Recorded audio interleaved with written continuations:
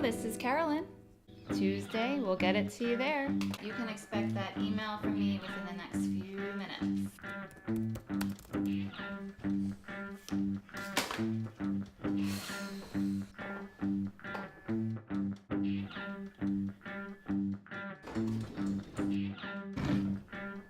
Hello.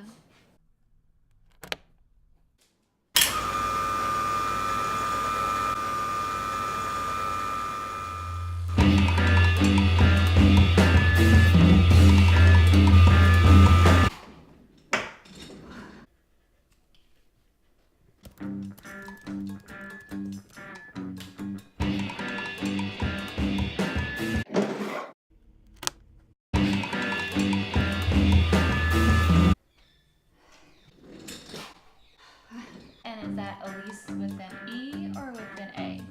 An I. Oh.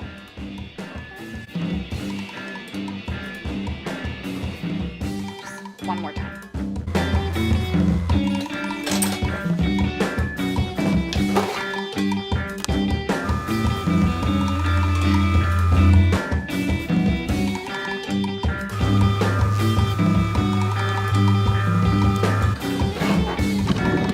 This is it.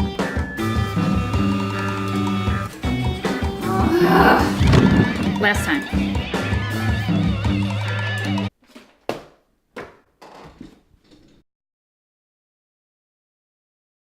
Oh, hey, what's up? You coming home from work too? Oh no, I actually worked from home today. That's nice. I can never get anything done when I work from home. Oh really? Yeah, Really? yeah. I love it. Okay. Nice seeing you. Bye.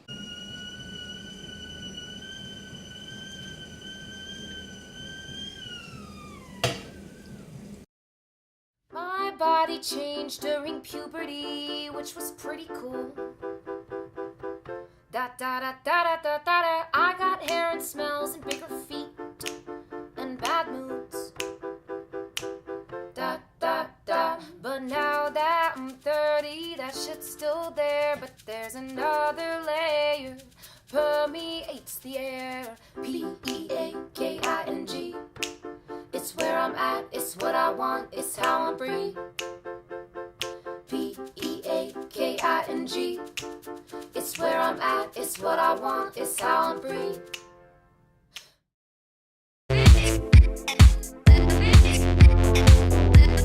I am Carolyn Busa, and I'm here with Dr. Zhana Rangalova. Wow, nobody pronounces my last name. Like, most people, can we swear?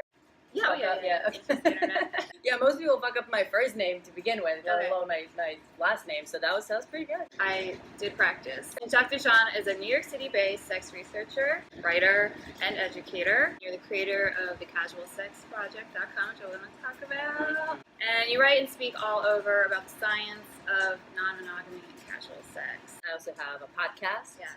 the Science of Sex podcast. Dr. Zhana is now one of my new favorite cool people to aspire to live like, whatever that means. Careful what you wish for, girl. Well, I'm attempting to make a career out of sex comedy. How did you end up choosing science as a way to hone in on your love or obsession with sex?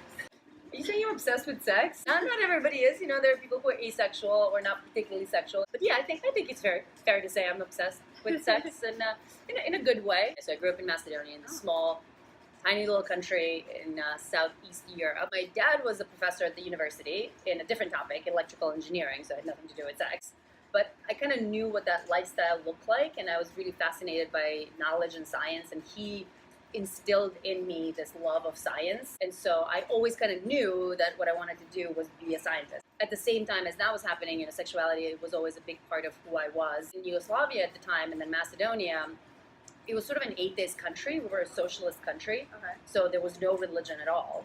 Yet, despite the lack of religion, it was still a relatively conservative country that, it was not this sexual revolution. So for somebody who was relatively highly sexual and who didn't necessarily fit the norm of what was acceptable, you felt repressed and suppressed. And it was always very fascinating to me how people navigate the world of sex. And I asked myself, Zhana, what is going to keep your interest for the rest of your life. Because once you go down a PhD path, That's kind of it. that's kind of it. It's a controversial topic. People not taking you seriously in the broader psychology world because you're studying this less credible and less legitimate topic. So I think it takes a certain type of personality, and I totally had it. A lot of your research is about non-monogamy, casual sex. Personally, I think I have the casual sex thing down. It's the non-monogamy that I'm so curious about because I want that, but I'm single. Are there any ways to explore non-monogamy as a single person?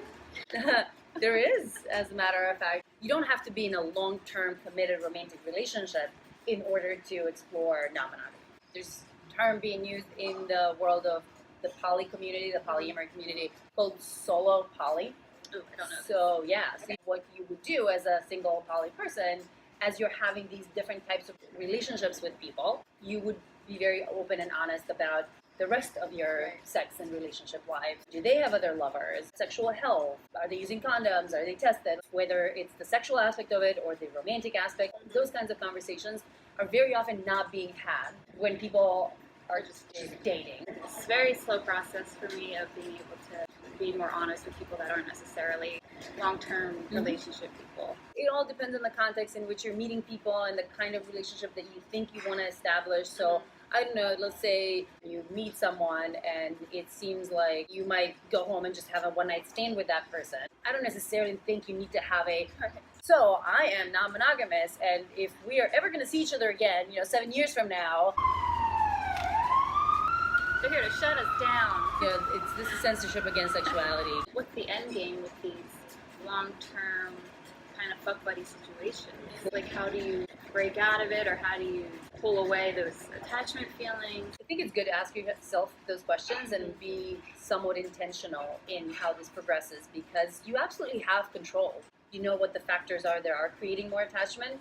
Those are the same factors. You just reverse them, decrease the amount of attachment. So you can meet less, exactly. You can, what else? What else is a huge thing that is Not come?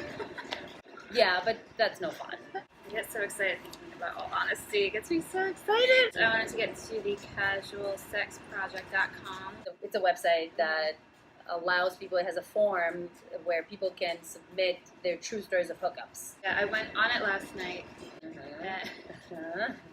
Okay, so I started reading like 1 or 2, and I was like 10 in.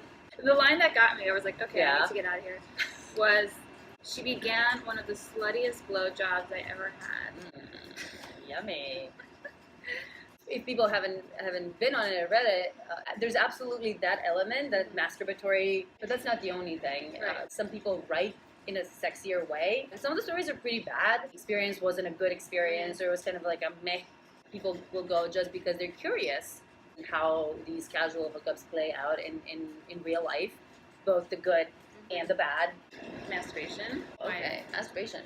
Yeah, I'm late a lot. You're late a lot because you're masturbating too much. Great.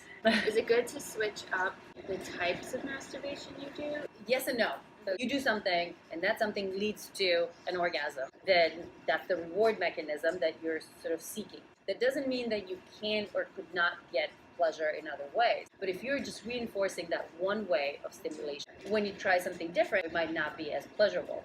It's especially true for the kinds of stimulation that the Hitachi, for example, provides. High speed, high intensity. Not real life. That is the kind of stimulation that cannot be reproduced by a human being. I would say if you wanted to give it a shot, go on a little Hitachi abstinence period for a bit. Cervical orgasm. We did not know about cervical orgasms until very recently, until maybe 10, 15 years ago, when Beverly Whipple, who's a sex researcher, did some work, because women who were paraplegics, who did not have any feeling in their clitoris, were reporting orgasms. And we were like, huh? What? The clitoris and other parts of the vaginal area, they pass through the spine. So they're one of those spinal nerves. Cervix, on the other hand, is innervated by the traveling nerve, the vagus nerve. One nerve that kind of comes from the back of the head, and then instead of going through the spinal cord, just kind of travels throughout the inside of the body and innervates all these internal organs, including the cervix. Find me, bitch. It's good to know that all these different types of orgasms and innervations and potential sources of pleasurable stimulation exist. But I think it's not necessarily very healthy to get fixated on, I have to get each and every one of them. It's great if you do, but it's fine if you don't. The key is to find ways that feel good. Find sexual acts that feel pleasurable, that you enjoy doing, and enjoy it. Great phrase to end on. Where can people find you, Dr. Zhana? I am on all social media, on Instagram, Twitter, and Facebook as Dr. Zhana, a podcast called The Science of Sex with my co-host Joe Villa, and obviously the Casual Sex Project. Thank you so much. Thank you.